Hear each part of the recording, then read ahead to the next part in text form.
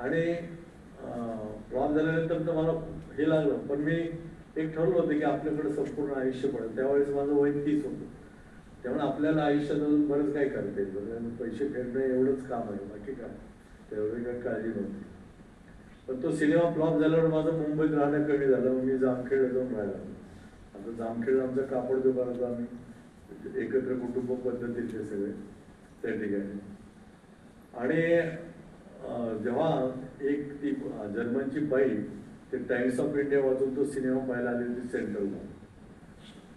तिने तो सिनेमा पाहिल्यानंतर मला भेटायची इच्छा केली, म्हणून ती दुसरा एक माणूस घेऊन तिथे आली. म्हटलं हा सिनेमा तुम्ही बदलीला पाठवू शकाल का वगैरे.